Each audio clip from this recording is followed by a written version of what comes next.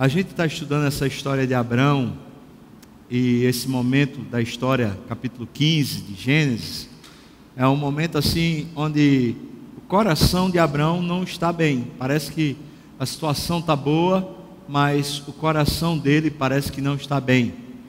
As coisas ao redor estão pacificadas, ele está até tendo um tempo de descanso dentro da tenda, mas ele não está com o coração pacificado, a alma dele não está bem.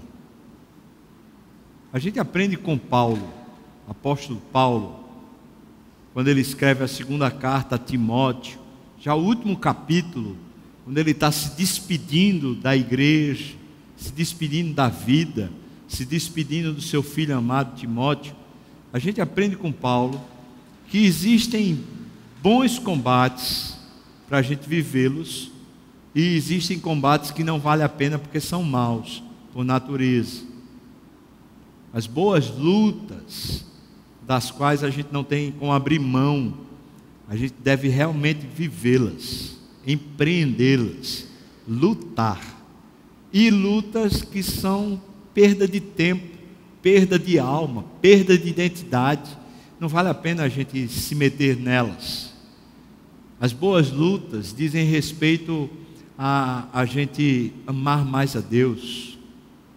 Boas lutas, ou o bom combate que Paulo empreendeu, foi na expansão do reino, fazer Jesus conhecido em todas as nações. Boas lutas, o bom combate que Paulo empreendeu, foi lutar contra o próprio pecado. Como ele mesmo diz, eu nem compreendo o meu próprio modo de agir, porque eu faço o que eu não quero, e o que eu quero eu não faço. Miserável homem que sou, quem me livrará do corpo dessa morte? Paulo tinha lutas a respeito do pecado, a respeito de comportamentos, de filosofias, ideias que queriam corromper sua mente. Ele luta contra isso. Mas essa boa luta, talvez ela até dê significado à vida. Mas a luta vã, essa luta mal, ela que não presta para nada, é a luta da vaidade. É a luta para a gente ter um nome, para a gente ser reconhecido. É a luta para a gente ter algum espaço, ter algum direito. É a luta pelo ego, é a luta secular, de lutar por um emprego, lutar por um sustento, lutar por um ideal aqui e agora, nesse mundo. Por exemplo, essa semana eu estava conversando com alguns colegas, e eles estavam dizendo assim que o meio evangélico, uma dicotomização, uma briga, uma aparente disputa ideológica, política. É como se o povo evangélico hoje nem conseguisse sequer conversar a respeito da situação política do país, porque já se assume uma ideologia partidária. Esse é o tipo da briga que um crente não deveria entrar. Sai perdendo, irmão. Abre mão, larga, deixa o outro tomar a frente. A briga da vaidade, a briga do ponto de vista intelectual, a briga filosófica. Sabe, irmão, esse tipo de briga, de combate, ela é perniciosa, ela destrói, ela é falaz, ela é ridícula. Mas a briga para amar a Deus, a briga com o nosso ego, a briga para servir ao Senhor, a briga para ser íntegro, o combate bom, é preciso ser bem combatido. Biblicamente, os bons combates fortalecem, geram na gente uma maior fé, maior apego ao Senhor. Biblicamente também, os combates que não valem a pena, os vãs combates, eles normalmente nos distanciam de Deus, arrefecem a nossa alma, faz a gente se tornar crítico, normalmente faz com que a gente critique sistemas, critique pessoas, critique situações, a gente se torna meio que dono da verdade, e a gente impõe sobre os outros, sobre pessoas, sobre situações, a nossa ideologia, e a gente simplesmente critica e acha culpados. Esse é um combate ruim, não vale a pena para ninguém, quanto mais para a gente crente, feito eu e você. Eu tenho encontrado em mim mesmo, mas também aqui na igreja e por onde a gente caminha, muita gente está cansada, muita gente. Se no nosso século, talvez aí nessas próximas 2 décadas, nós vamos ter em torno de 50% da população mundial passando por depressão, se isso é um dado, uma estatística aí, uma possibilidade real, por outro lado, a gente pode dizer que as doenças da alma, como a própria depressão, mas as doenças da alma que trazem o cansaço para a existência, esse cansaço existencial, que não é um cansaço simplesmente que uma boa noite de sono ou um final de semana de descanso consiga recompor. É o cansaço emocional, é o que você está treinado as suas forças. Esse cansaço parece que é, pelo menos de acordo com o jornal Hoje, que teve aí 2 semanas atrás, parece que é em torno, já agora, de 78% da população brasileira, considerando crentes e descrentes, considerando qualquer campo religioso. Ou seja, quero considerar com você, irmão, com você, crente, talvez, pense comigo, talvez nossa relação com Deus, talvez o evangelho que eu e você dizemos crer, talvez ele não esteja surtindo efeito, porque a gente diz que crê, a gente diz que tem Deus, mas parece que os combates da vida, as lutas da vida, conseguem drenar as nossas forças, e em vez de a gente estar lutando um bom combate, e isso está fazendo a gente ficar mais forte, mais aguerrido, mais sadio emocionalmente, mais intrépido, mais pronto para a vida, até com aquela pulsação de alguém que diz assim: eu vou para um novo dia, eu vou viver a vida, essa coisa boa. Em vez de a gente estar sendo tomado por isso, parece que é exatamente o inverso que está acontecendo. A gente está sendo tomado pela não vida, para não dizer morte, ou seja, pelo processo de perda e não pelo processo de crescimento. O que está acontecendo conosco? Onde é que a gente se perdeu? Qual é o problema que vai sugando, drenando a vitalidade? Nós somos crentes, irmãos. Não é que um crente não possa chorar, não é que um crente não possa se abater. Ele tem um choro, tem um abatimento, tem um desgosto, tem a frustração, mas o crente, ele vai ser pastoreado pelo Supremo Pastor. A ovelha de Jesus, que conhece a voz de Jesus, vai até o colo de Jesus e se apacenta ali, se aninha ali. Jesus foi que chamou a gente. Ele disse: olha, venham a mim, por favor. Vocês estão cansados, vocês estão aflitos, há uma sobrecarga sobre vocês. Venham a mim, eu aliviarei. Onde foi parar o convite de Jesus? Me parece que Jesus de fato vem a nós. Eu leio a Bíblia e vejo Deus que vem em direção aos homens, se senta com os homens, atrai os homens para si mesmo, os chama, os convida a ter essa interação, a ter essa vida com Ele. No entanto, parece que a resposta humana ao convite, conquanto seja muito particularizada, pessoal, parece que a resposta humana, ela sempre está faltando. Não é só que ela está falhando, mas ela está faltando. É como se, quando Jesus olha para o mundo e diz: eu vejo ovelhas aflitas e exaustas, como ovelhas que não têm pastor. Isso é o que Jesus constata. Olha só, 2000 anos atrás, quando Jesus olhava para a alma humana, a despeito de não haver Dilma, a respeito de não haver recessão, a despeito de não haver as doenças da alma que habitam o nosso século, a despeito de parecer ser naqueles dias uma vida mais agrária, uma vida mais modesta, uma vida mais sossegada, entre aspas, a despeito de parecer que naquele tempo a jornada era menos penosa, o fato é que Jesus, quando olha para o mundo, o que ele enxerga é cansaço, aflição, ovelhas. Mas só que ele diz: elas não têm pastor. O texto diz lá que ele se compadece, ele sente nas entranhas. A palavra compadecer lá no íntimo dele quer dizer que o estômago se revolveu, ele se sentiu doído pelo estado de aflição que havia no mundo, e tomado dessa misericórdia, ele faz o convite: venham.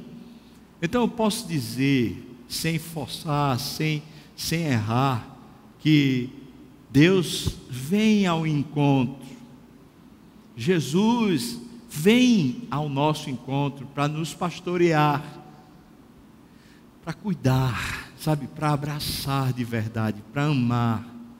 Mas parece que a resposta que a gente é quem dá está faltando.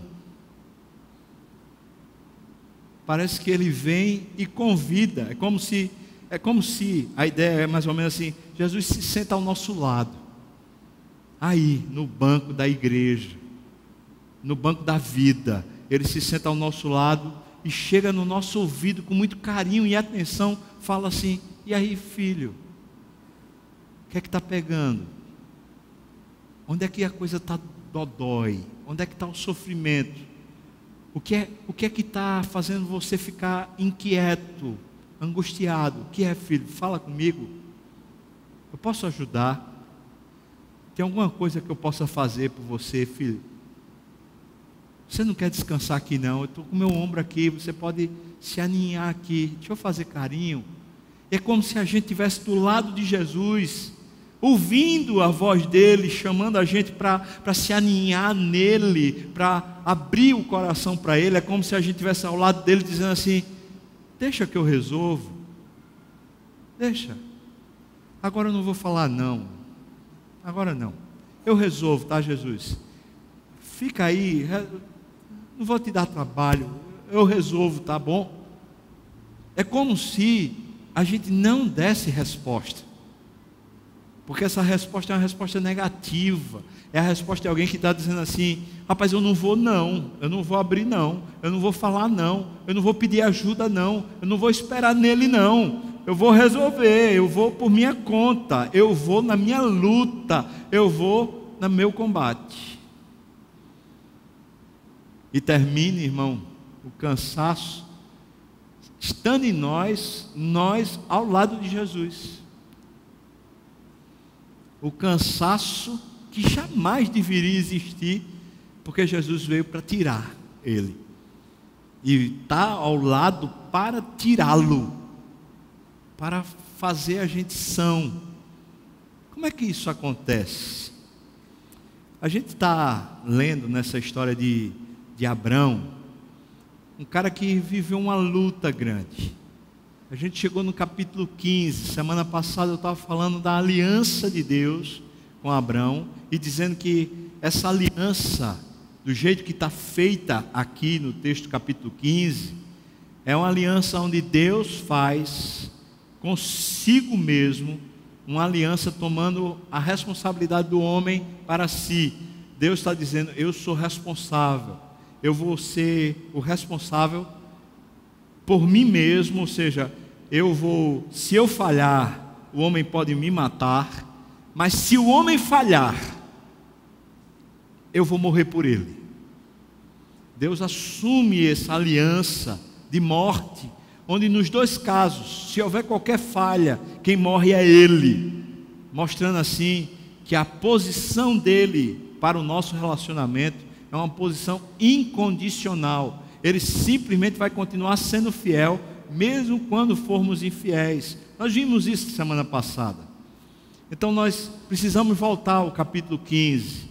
E agora nesse capítulo 15 eu quero ver com você qual era o estado da alma de Abrão. Como ele estava assim, angustiado. E como Deus vem até Abrão.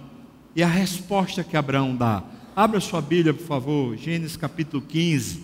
Nós vamos fazer essa leitura. Gênesis capítulo 15. Vamos ver a alma de Abrão. Ver o que Deus chama ele para fazer. E a resposta que Abrão dá. Gênesis capítulo 15. Vamos ler o capítulo todo, tá bom? Diz assim: depois destes acontecimentos, os acontecimentos foram as guerras que tinham acontecido anteriormente. Depois destes acontecimentos veio a palavra do Senhor a Abrão numa visão e disse: não temas, Abrão, eu sou o teu escudo, eu sou o teu galardão. Eu sou o teu galardão. Ainda que no texto esteja assim: e teu galardão será sobremodo grande. Versículo 2: respondeu Abrão: Senhor Deus, que me haverás de dar, se eu ainda continuo sem filhos, e o herdeiro da minha casa é o Damasceno Eliezer? Disse mais Abrão: a mim não me concedeste descendência, e um servo nascido da minha casa será o meu herdeiro. Versículo 4: a isto logo respondeu o Senhor dizendo: não será esse o seu herdeiro, mas aquele que será gerado de ti será o teu herdeiro. Versículo 5: então conduziu-o até fora e disse: olha para os céus e conta as estrelas, se é que o podes. E lhes disse: será assim a tua posteridade. Ele creu no Senhor, e isso lhe foi imputado para a justiça. Versículo 7: disse-lhe mais: eu sou o Senhor, que te tirei de Ur dos caldeus, para dar-te por herança essa terra.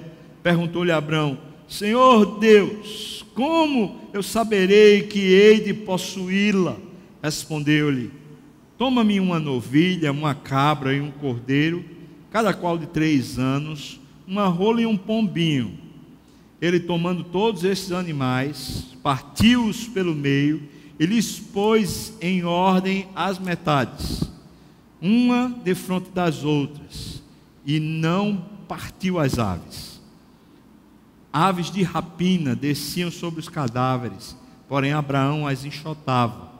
Ao pôr do sol, caiu profundo sono sobre Abrão, e grande pavor e cerradas trevas o acometeram. Então lhe foi dito: sabe com certeza que a tua descendência, a tua posteridade, será peregrina em terra alheia, e será reduzida à escravidão, e será afligida por 400 anos.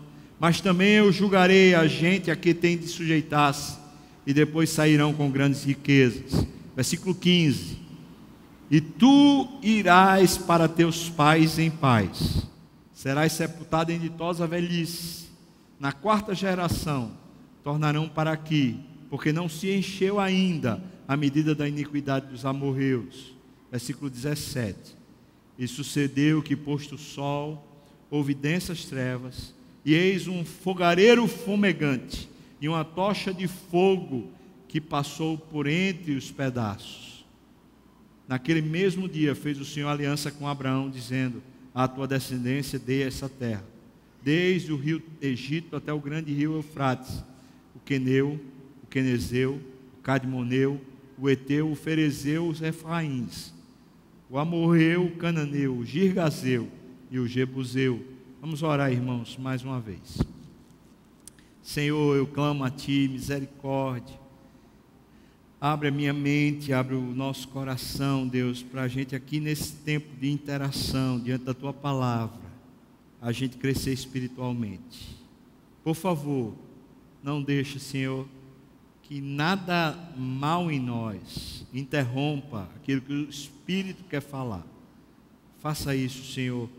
Traz aqui a Tua visitação e a Tua glória, em nome de Jesus. Amém, Senhor Deus. Amém. Irmãos, o que está acontecendo com Abraão? O texto diz assim: depois destes acontecimentos, então Abraão está apático, cansado, aflito. Quais foram os últimos acontecimentos? Abraão acabou de ter uma luta grande para salvar o seu sobrinho Ló das garras daqueles reis. Lembra que esse contexto durou 12 anos. Então ele teve uma grande batalha, ele teve uma grande luta para resgatar o seu sobrinho. Ele conseguiu resgatar o seu sobrinho. Eu quero só lhe lembrar que houve, antes desse momento, Abraão tinha disputado, melhor dizendo, os pastores de Abraão tinham disputado com os pastores de Ló a respeito da região que parecia não ser suficiente para sustentar todo o rebanho dos dois. E Ló então decidiu sair e foi para as campinas de Sodoma. E agora a gente encontra Abraão tendo resgatado Ló, que foi levado dessas campinas, foi preso, manietado, estava perdido. Abraão foi nessa luta desgraçada, renhida, conseguiu vencer, trouxe Ló de volta. Mas quando ele traz Ló de volta, Ló escolhe descer de novo em direção à região de Sodoma e vai ali morar. Isso, por inferência, eu entendo que faz uma grande crise na alma de Abraão. Abraão não esperava que depois do resgate do seu sobrinho, o seu sobrinho voltasse para essa região de perdição. Isso faz uma canseira existencial, drenar as forças de Abraão, que fica apático, fica sem força mesmo, sem vida, por causa da situação de aparente derrota. Entenda comigo que situação é essa? É a situação daquelas lutas que nós empreendemos, às vezes até lutas espirituais que nós temos para ajudar alguém. Às vezes um filho, como foi o caso de Abraão, que tinha Ló como um filho. Abraão foi lutar para resgatar a alma de Ló, para resgatar da prisão Ló. Mas quando Ló se viu salvo, se viu livre, o que foi que Ló fez? Ele voltou para a mesma circunstância anterior, aquela circunstância que lhe prenderia de novo. Às vezes acontece isso, às vezes a gente está empreendendo uma grande jornada com sacrifício pessoal, grandes lutas, grandes combates, grandes embates, e a gente quer ver o resultado acontecendo, uma alma do filho da gente, às vezes para vencer, tirá-lo de uma situação caótica, às vezes um relacionamento pernicioso, às vezes questões de droga, às vezes questão mesmo de perdição da alma. A pessoa não está querendo Deus, está longe de Deus, distante de Deus, e os pais se inquietam, oram, buscam tratamento, buscam alguma solução, e às vezes gastam dinheiro, investem para poder resgatar o filho. E quando o filho está livre, não está mais naquela mesma situação, não está mais naquela contingência, o próprio filho decide: eu vou voltar para a mesma situação, eu vou fazer as mesmas coisas, eu vou viver as mesmas situações. Isso cansa qualquer um, isso frustra qualquer um. Mesmo um pai apaixonado e zeloso fala assim: ai, não dou conta desse negócio, não tenho condição, como é que eu vou continuar? Meu filho não tem jeito, parece que não vai. Situações onde a gente lutou tanto e parece que depois no final a gente não recebeu a recompensa da luta. Imagina você, por exemplo, alguém que se esforça demais num trabalho, tem um emprego, ou então uma firma, uma empresa, está lá numa jornada renhida, está se dedicando, se esforçando, procurando os melhores cursos, procurando ser o melhor possível naquela profissão, honra a empresa, honra a filosofia da empresa, honra as metas, faz tudo o que tem que fazer, mas acontece que a empresa não devolve, não recompensa, não traz aquilo que seria para a gente pelo menos o normal, o aceitável. Afinal de contas, eu não sou honrado, eu não sou percebido, eu não sou homenageado, eu não recebo um salário digno, eu não... Vale a pena Vale a pena. Às vezes essa questão do emprego, às vezes a questão do estudo, você diz assim, eu vou fazer um concurso, você estuda, você faz tudo o que tem que fazer, todos os trabalhos, todos os serviços, todos os campos, você domina, mas chega na prova e não se dá bem, você diz, rapaz, que injustiça, deveria ser diferente, volta para o mesmo ponto, a estaca zero, agora tem que começar tudo de novo. Às vezes situação de doença, uma enfermidade, vem uma luta grande.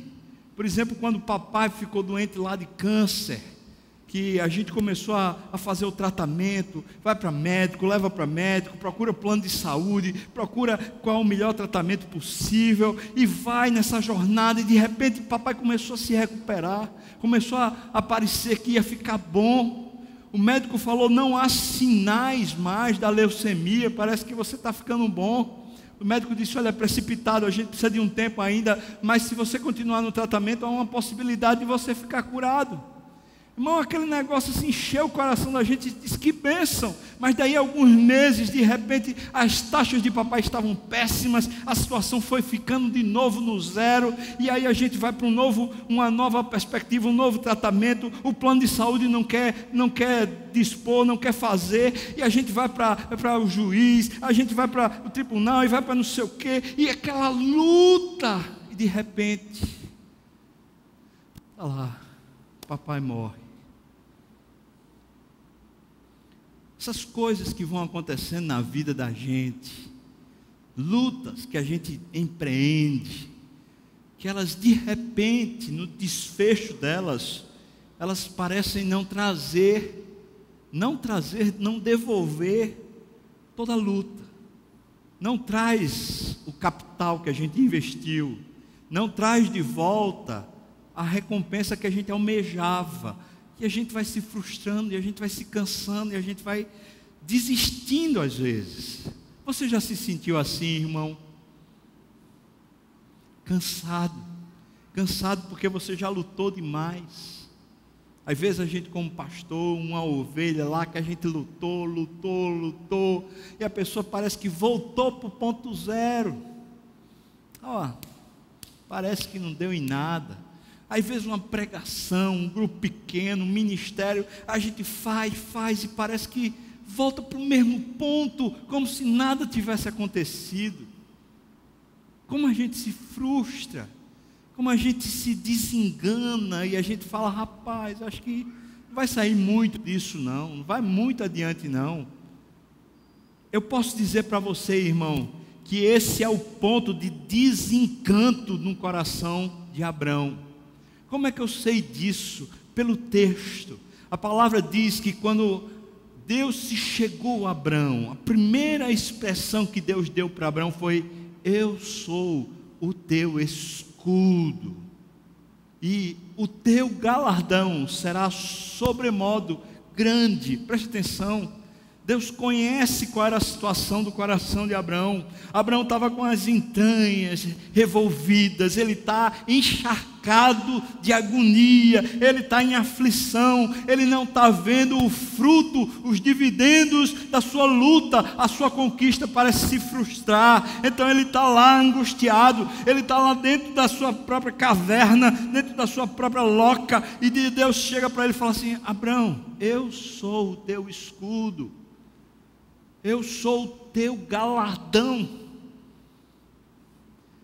Essa palavra que é usada por Deus para falar de galardão, quando ele diz o teu galardão será sobremodo grande, ela pode ser lida como recompensa, mas ela tem sobre si, no seu campo semântico, a ideia de alguma recompensa que é ganhada, que é dada, sem que seja uma retribuição ao esforço, ou seja, é uma recompensa de graça, não é uma recompensa de mérito, ou seja, não é fruto do esforço do homem, da pessoa que conquistou a recompensa, mas é fruto de outro esforço fora dela, e esse outro esforço é que dá a ela a recompensa.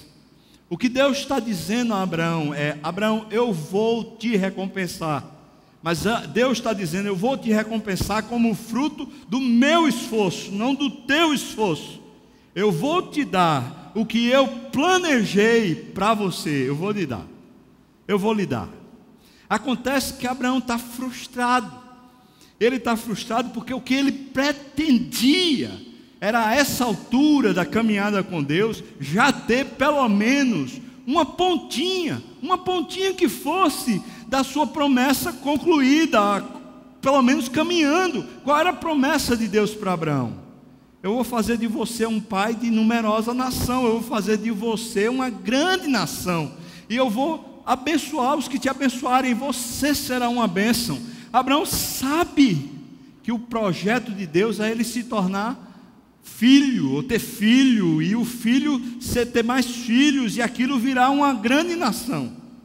Abraão sabe que o projeto de Deus é essa geração, mas acontece que nada está acontecendo, e o provável filho de Abraão, segundo a concepção de Abraão, Ló, parece que Ló se perde. Ló, em vez de contribuir com o plano de Deus, Ló se perde. Ló foge do propósito de Deus. Então isso frustra Abraão. É como se Abraão estivesse dizendo: Deus, eu vim de lá, eu estou caminhando aqui, eu já lutei para resgatar o meu filho Ló, e não tem jeito, o negócio se perde, o negócio nunca anda, eu não estou vendo o Senhor me recompensar. A palavra que Abraão diz para Deus, quando diz assim: o Senhor não me deu a descendência, e o que eu vou ter como descendente é Eliezer, que é um servo damasceno. O cara não é nem daqui de Canaã, o cara não é nem dessa linhagem, o cara não é nem sequer da linhagem minha, é um damasceno lá. Ló ainda é da minha linhagem, porque é do filho do meu irmão, mas o damasceno, Eliezer, esse cara não é nada aqui, esse cara não representa nada do teu plano, Senhor. Está tudo errado aqui, o negócio não está se consumando, eu não estou vendo o Senhor fazendo a sua parte. A palavra que Abraão usa é: o Senhor não me deu. Essa palavra dar é uma palavra de salário. Na ideia de Abraão, eu estou fazendo o que eu tenho que fazer, e o Senhor não está me pagando o que tem que me pagar. Eu e você também temos essa concepção. Nós entendemos mais ou menos assim, que o esforço precisa ser recompensado. Essa é mais ou menos a metodologia que funciona na nossa alma. E então a gente pensa assim: rapaz, digno de salário é o trabalhador é digno do seu salário. Então quer dizer assim, alguém que muito se esforça, se dedica, merece no final receber uma recompensa, que é o salário. O que Abraão está dizendo para Deus, lá no original, é: eu fiz a minha parte, mas cadê a sua retribuição? Eu fiz a minha parte, mas cadê o salário? Não chegou, eu estou aqui, cadê o salário? Não chegou não. Entende, irmão? Que é isso o que está abatendo Abraão. É esse senso de que o seu esforço não está sendo recompensado na medida do esforço. Então ele está dizendo: eu quero o meu salário. Meu salário que o Senhor me prometeu quando eu saí de lá de Ur dos Caldeus foi que eu teria um descendente. Foi isso que o Senhor me prometeu. E me prometeu também que eu ia ter terra. Eu não quero nem a terra, mas eu quero descendente. Cadê o descendente? Cadê que o Senhor não me dá? Cadê? Eu estou vivendo, estou me esforçando, estou me dedicando. Eu fiz a luta lá, eu fiz o combate que o Senhor queria. Cadê o meu descendente? Irmãos, esse é o processo que normalmente embota o nosso conhecimento de Deus, que fecha os nossos olhos para Deus. Esse processo meritório é quando eu e você começamos a caminhar acreditando que são os nossos passos, as nossas medidas, os nossos acertos, o nosso esforço que vai trazer para nós a vida espiritual, que vai trazer para nós a recompensa nesse mundo. que vai trazer para nós algum tipo de dividendo, alguma coisa. É como se, esse texto está mostrando, é como se Deus chegou para Abraão e falou assim: Abraão, eu vou me dar para você, eu vou dar a mim mesmo para você, e ainda vou dar a terra. E Abraão estivesse respondendo para Deus assim: o Senhor está me devendo, o Senhor está me devendo. Como é que o Senhor vai pagar o que o Senhor me prometeu? Eu já fiz a minha parte aqui, eu estou fazendo tudo direitinho, cadê a minha parte? Perceba, Deus está falando uma coisa com Abraão, mas Abraão está falando outra coisa com Deus. São conversas diferentes, parecem que estão falando a mesma coisa, porque eles estão falando de recompensa, só que Deus está falando do seu propósito, do seu sonho, está falando do seu ideal, enquanto que Abraão está preso às suas próprias afetividades, aos seus próprios desejos, às suas próprias percepções. Abraão não consegue largar a ideia de que ele é quem vai constituir um filho para si. Abraão não consegue largar a ideia de que quem tem que fazer o plano dar certo é ele. Quando Abraão não larga essa ideia, ele vai comprometendo a sua própria alma, porque o plano de Deus, que é ter o filho, o plano de Deus, que é dar Isaque, se torna para Abraão um grande processo de esforço pessoal para conquistar a promessa de Deus. Deixa eu dizer para você, irmão, que muitos crentes estão vivendo assim. Muito esforço para conquistar a bênção de Deus, muito esforço para conquistar o agrado de Deus, mas na maioria das vezes não quer nem um agrado, nem um abraço de Deus, mas quer o que a alma deseja. Por exemplo, quando um pai e uma mãe está tão apegado ao filho ou à filha, que não consegue repreender, não consegue corrigir, às vezes diz: rapaz, Deus está sendo injusto, eu fiz tudo, eu me dediquei demais para meu filho ser um homem de Deus, para minha filha ser uma mulher de Deus, eu fiz tudo o que eu podia, e agora esse menino não consegue, ele não consegue por mais que queira, ela não consegue por mais que queira. É como se a gente estivesse dizendo: eu fiz a minha parte, mas Deus não está ajudando, Deus não está colaborando, Deus está faltando. É como se, irmão, a gente pegasse a nossa jornada grande de esforço aqui, de trabalho, de dedicação, de empenho, de estudo, uma grande jornada que é essa jornada profissional na vida da gente, a gente pegasse todo esse negócio e dissesse: Deus, eu estou aqui num grande empreendimento, mas cadê o Senhor que não me recompensa? O Senhor não está dando o recurso certo, necessário para a minha manutenção da minha família. Eu não tenho direito, Senhor, a ter uma viagem. Eu não tenho direito, Senhor, a ter uma benesse. Eu não tenho direito a ter um apartamento, um carro novo, uma joia, um requinte, um almoço, um jantar que seja fora com minha esposa. Eu não tenho direito, Senhor, é só pagar a conta. Deus, o que é que está acontecendo? Está falhando. Está falhando, Senhor. Eu estou fazendo aqui minha parte, o Senhor não está ajudando. Percebe, irmão? Abraão parece que ele está tão apegado emocionalmente ao seu sobrinho, aos seus desejos, aos seus planos. Parece que ele está tão apegado emocionalmente a isso, que ele não consegue ver o que Deus está dizendo para ele. Abraão, eu estou me dando a você. Abraão quer Deus para ter o filho. Abraão não quer Deus para ter Deus. Abraão quer Deus para ter sucesso. Abraão não quer Deus por Deus, como se Deus fosse suficiente. Para Abraão, Deus é um meio para conquistar o projeto, que é um projeto de Deus, e por isso se torna ainda mais confuso, porque na cabeça de Abraão, ele dizendo: eu fazendo o projeto de Deus, eu já estou agradando a Deus, e Deus já está se agradando, então está tudo certo. E não está, porque o grande projeto de Deus é o próprio Abraão. Deus quer Abraão, o relacionamento de Deus é Abraão. É por isso que Deus está chegando para Abraão e está dizendo assim: eu sou teu escudo, Abraão. Eu sou. A palavra que Deus usa com Abraão, quando fala que é Senhor, é Adonai. Essa palavra é uma palavra equivalente a Kyrios, que é usado no Novo Testamento. Essa palavra quer dizer: o Senhor é o meu mestre, é o meu dono, o Senhor é aquele que tem o domínio, o controle, é o soberano. Presta atenção, irmão, porque Deus está se definindo para Abraão como sendo: eu sou o seu mestre, eu sou o seu dono, eu sou soberano, eu sou seu escudo.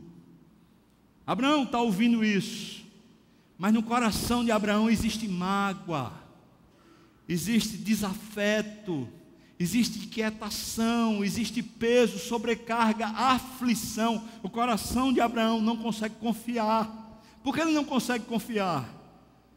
Porque ele está frustrado. O desejo do seu coração não está sendo, entre aspas, contemplado por Deus. Deus parece que não está observando o esforço de Abraão, a conquista de Abraão, a dedicação de Abraão. Parece que Deus não está observando. E se Deus não está observando, então Deus está falhando. Nós fazemos exatamente isso.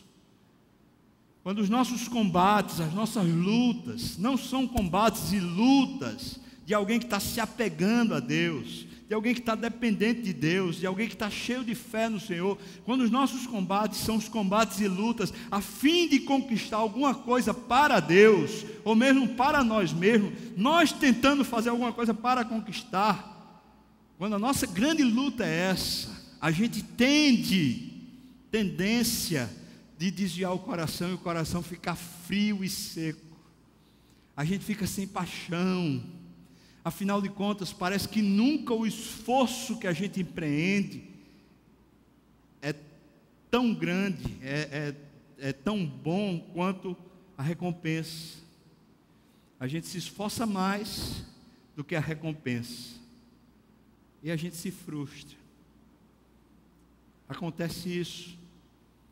E quando a gente se frustra, nossa sociedade já excluiu Deus, e a nossa cosmovisão secular, que é justamente essa, de batalha, de meritocracia, da gente conquistar, da gente fazer por onde, do nosso esforço ser recompensado, de receber o salário de Deus por todas as lutas que a gente tem feito, nesse sistema meritório, nesse sistema onde a gente é quem conquista, a gente vai ficando cada vez mais seco, distante, sem apego, sem relacionamento. A gente vai ficando magoado. E nessa sociedade de Deus fora, a gente passa a ser crítico de tudo. A gente sabe criticar a esposa, a gente sabe criticar os filhos, a gente sabe criticar a igreja, a gente sabe criticar o pastor, a gente sabe criticar o governo do estado, a gente sabe criticar o governador, a gente sabe criticar o Brasil, a gente sabe criticar a presidente, a gente sabe criticar a ONU, a gente sabe criticar a CBF, a gente sabe criticar o time do coração da gente, a gente sabe criticar tudo. Todo mundo é culpado, porque ninguém está dando o retorno do esforço que eu estou empreendendo para viver. Aquele filho que não faz, eu dediquei esforço, eu paguei, eu ajudei, mas esse filho é um vagabundo, não vem. A gente se torna um crítico do filho. Essa esposa que eu me dedico tanto, eu dou presente, eu ajudo, eu lavo as louças, eu faço isso, eu faço aquilo, mas essa esposa não reconhece. Ela não me abraça, não me acolhe, não me trata como alguém digno. Esse marido, que eu faço tudo por ele, eu ajudo, eu até pago conta, eu faço tudo para ele se sentir bem dentro de casa, mas ele chega como se fosse um vadio, ele nunca tem uma palavra de ânimo, nunca se preocupa comigo, nunca me tem atenção, não me valoriza, não me ama. Esse governo federal, esse plano, essa crise, e a gente fica agudo, ácido, crítico, porque a gente tem que arranjar culpados, porque afinal de contas há tanto esforço, há tanta dedicação, a gente está sendo bom, a gente está fazendo por onde, mas não está havendo retorno. Essa falta cansa. E esse cansaço normalmente é bem visto, bem entendido pela apatia. Como a gente vê que a pessoa está cansada? Pela apatia. Vou fazer. Tá. Aquele cansaço. Uma constante crítica. A igreja, não estou falando nem só falar da igreja das graças, mas estou falando assim, vai falar da igreja e fala mal da igreja pra caramba. Fala tudo contra a igreja não presta, a igreja é um bando de alienado, um bando de religioso, um sistema falido, e fala tão mal de igreja. Aí fala mal das autoridades, fala mal do pastor, fala mal do pai, fala mal da mãe, fala mal de tudo, porque você está azedo. Por que está azedo? Porque está cansado. E por que está cansado? Porque você não viu que Jesus está sentado ao seu lado, dizendo assim: abre o coração comigo. Você preferiu criticar. Você disse: não, deixa Jesus, eu vou resolver. Se meu patrão pagasse os meus direitos. Se no Brasil fosse sério, o sistema rodoviário, a estrutura, o dinheiro era usado direito, o imposto, conquanto tudo isso seja ou possa ser verdade. Ou seja, no frigir dos ovos, para isso importunar minha alma, só importuna, porque eu não estou descansando em Jesus. Porque todas essas verdades vão continuar sendo verdade, a despeito de mim ou não, mas minha alma pode estar sossegada, se eu simplesmente ouvir o convite de Jesus: vinde a mim, vós todos que estáis aflitos, cansados, sobrecarregados. Mas não dá para ir. Por que não dá para ir? Porque eu tenho muita coisa para criticar. Veja Abrão, quando Abrão está assim, envenenado, cheio de crítica, agoniado, ele tem um discurso pronto para azedar a alma. Quando ele tem isso, ele fala para Deus: Deus, o Senhor está me devendo. Irmão, preste atenção que eu não estou falando de ser desrespeitoso, de faltar reverência. Eu estou falando do relacionamento, um relacionamento real com Deus. Ele tem cabedal para isso, tem estrutura. O relacionamento com Deus suporta a gente abrir o coração para Deus e dizer: Deus, eu estou cansado, o Senhor não está fazendo, o Senhor não está fazendo não. Aqui, Deus, eu me esforcei que só, aqui, eu estudei pra caramba, aqui, Deus, eu fui fiel aqui nessa empresa, a empresa está fechando por causa dessa bagunça que o Brasil está fazendo, a empresa está fechando, mas o Senhor viu, eu fui fiel, Deus, aqui, cadê a sua parte? Cadê? Aqui, Deus, eu fui fiel, eduquei meu filho, eu orei com ele, eu ensinei a palavra, eu fui fiel, mas o filho está aí na bandalheira, está vivendo aí do jeito que o diabo gosta. Aqui, Deus, o Senhor está falhando. A gente não tem coragem disso, irmão. A gente é covarde. A gente prefere culpar as estruturas, a gente prefere culpar as pessoas, mas a gente não tem coragem de abrir a alma e dizer: Deus, cadê o salário? Cadê? Me recompense, vá. O Senhor fala aí de recompensa, mas o Senhor não está pagando nem o que me deve. Nem o que me deve. Talvez você diga assim: mas eu não tenho essa petulância não, eu não acho que Deus está me devendo nada não, pelo contrário, Deus é bom, quem está me devendo são os homens. Eu volto à mesma coisa, irmão.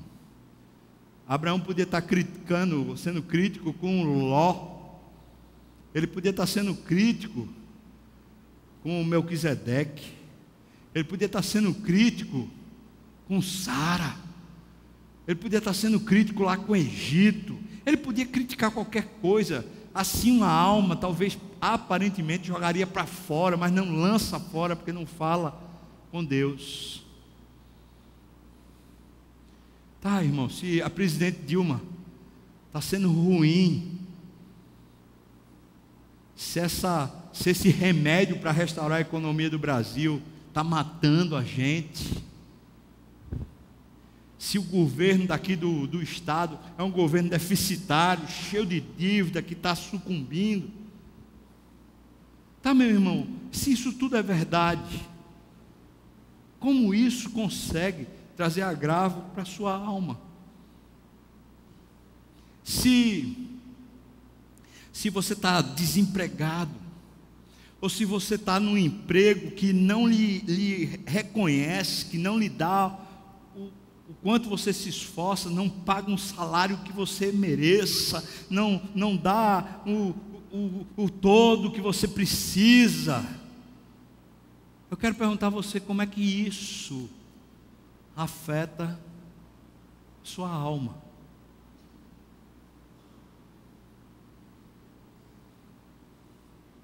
Tem um problema de saúde, alguém ali doente, você fez tudo o que podia, mas a pessoa continua doente, e o quadro parece ser de morte.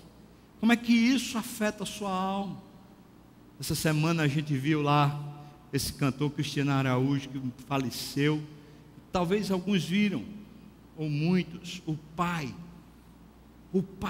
desse cantor, lá no cemitério, melhor, antes do cemitério, ele chorando, a repórter colocou o microfone e ele falou assim: eu todo dia orava por ele, eu pedia que Deus abençoasse, que livrasse dos acidentes, todo dia eu pedia para Deus cuidar. E a pergunta que ele fez foi: será que Deus existe? Acho que você deve ter visto. Será que Deus existe? Que Deus é esse que não se importa? Eu fiz meu papel, eu orei, eu entreguei, eu pedi, mas aí morreu. Que Deus é esse? Eu não estou criticando o pai, e talvez se eu fosse o que tivesse perdido o filho, talvez eu mesmo estivesse dizendo as mesmas palavras. Só quem perde sabe a dor. E eu não estou aqui para ser um acusador desse homem, porque ele está sofrendo demais. Na hora que eu vi a reportagem, eu orei por ele e disse: Deus, não leve em consideração, tem misericórdia e alcança ele, Senhor. Mas eu quero dizer para você que aquilo que estava no coração dele, declarado, às vezes está no nosso coração. Nós somos crentes, não está declarado, a gente não declara, a gente não fala, mas a gente está se sentindo injustiçado. A gente está se sentindo como alguém que não está recebendo o que merece. É uma situação similar. A gente se esforça, a gente é justo, a gente é direito, a gente é moralmente correto, a gente tem um bom comportamento, a gente trata todo mundo bem, com justiça, com amor, a gente faz por onde, mas cadê que não recebe? Cadê? O texto diz que Abraão, quando abriu para Deus, falou: cadê o meu salário? Quando Abraão falou com Deus, a resposta de Deus, a resposta foi suficiente para no coração de Abraão ele se calar. A resposta de Deus gerou a resposta de Abraão. Por isso eu preciso dizer para você, a primeira coisa é: irmão, nós precisamos falar com Deus sério. Está com agonia, está com angústia, a gente precisa falar. E falar com Deus é ir a Deus. E abrir mesmo. Deus, está tudo errado. Aqui, meu filho não tem jeito. Aqui, esse negócio da saúde aqui não resolve. Olha aqui o meu salário. Olha aqui as pendências. Olha aqui a avalanche de crise que eu estou passando. Olha aqui, Deus, o Senhor não está falhando, estou sendo direito. Cadê? Primeiro, a gente precisa ter coragem de falar com Deus, porque a gente fala com o mundo, mas não fala com Deus. Segunda coisa que o texto diz para nós é que quando a gente tem coragem de abrir o coração, a gente vai ouvir de Deus as palavras que Abraão viu. As palavras que ele viu foi: eu sou o teu galardão. Preste bem atenção. Talvez a gente na prática não consiga se satisfazer em Deus. Na teoria a gente consegue, mas na prática talvez não. Mas Deus vai insistir nessa ideia. Deus insiste, e Ele está dizendo para mim e para você: eu sou a sua recompensa.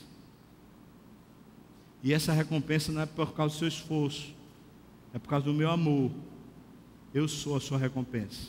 Segunda coisa que Deus disse para Abraão como resposta: Diz, a tua descendência, ou seja, você vai ter filho.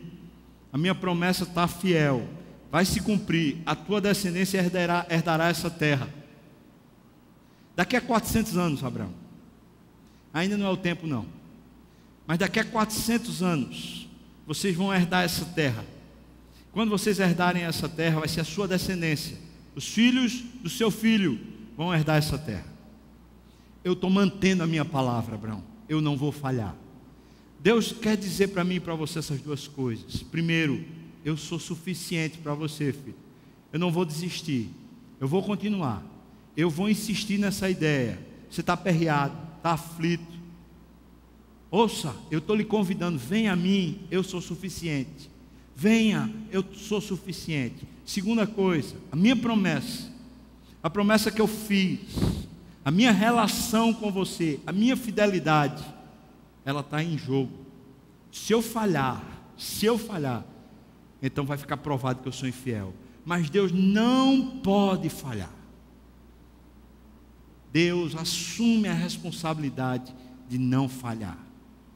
Por isso eu e você podemos descansar. O que Deus fala para Abraão parece que é o suficiente. Pelo menos para esse momento é suficiente. Abraão não está entendendo tudo. Não está ainda tudo muito claro para ele. Mas uma coisa está sendo suficiente, porque o texto diz para nós. Abraão creu. E isso lhe foi imputado para a justiça. Sabe qual é a resposta que podemos dar para Deus, irmão? Crer. Essa é a resposta. Está apertado, aflito, cansado. Creia. Jesus está dizendo, venha a mim. Sabe qual é a resposta do vinde a mim? Crer. Lá em João 10, Jesus diz assim: as minhas ovelhas ouvem a minha voz e me seguem. As ovelhas de Jesus, quando ouvem Jesus dizendo, venha, elas creem, elas seguem. A resposta única que a gente pode dar é crer. Martinho Lutero era monge católico. Ele vivia numa cela. Ele estudava e tentava compreender, porque ele era assaltado pelo diabo. Ele tinha lutas espirituais. O diabo visitava a cela de Martinho Lutero. Ele tinha batalhas homéricas espirituais. Ele uivava durante a noite. E durante o dia ele ia até lá e estudava, até que ele chegou em Romanos capítulo 1, onde ele leu a sentença que salvou a sua alma. O meu justo viverá pela sua fé. Essa foi a palavra que acalmou o coração de Martinho Lutero. Eu posso crer, então dá para caminhar. Qual é a sua resposta? Você pode estar sendo assaltado pelo diabo, crise, agonia, aflição. Eu preciso dizer para você, Jesus está sentadinho aí do seu lado, irmão. Do seu lado. Está dizendo para você assim, sussurrando no ouvido: eu sou o teu escudo, eu sou o teu galardão. Crê em mim. Deixa eu fazer parte. Deixa eu resolver. Creia. Está sentado aí. Ele quer te abraçar. Ele quer cuidar de você. Quer lhe fortalecer. Está aí do seu lado. Vamos orar. Senhor, é tão bom poder ouvir Tua voz doce, meiga, a nos chamar carinhosamente de novo para o Teu colo, Senhor. Ó Deus, só Tu sabes as lutas que meus irmãos estão enfrentando, o sufoco, Deus, a falta de paz. Meu Pai, eu sei que não é só ouvir um discurso, um sermão, mas é Teu Espírito, Senhor, que pode fazer alguma coisa diferente. Eu quero pedir ao Senhor, vai ao encontro, Deus, de uma maneira muito enfática, calorosa, amiga. Vai ao encontro, Senhor. Resgata esses corações, resgata a alma, dá de novo alegria, gozo, faz a vida valer a pena de novo, Deus. Abençoa meus irmãos, abençoa-nos, ó Deus. Tem misericórdia de nós e nos fortalece. Nós oramos no nome de Jesus, e que a graça do nosso Senhor e Salvador Jesus Cristo, o amor de Deus nosso querido e amado Pai, comunhão, consolo, a bênção, o poder e o avivamento do Espírito venha sobre nós, o povo do Senhor, até quando o Senhor voltar, nos tomar para si. Aleluia.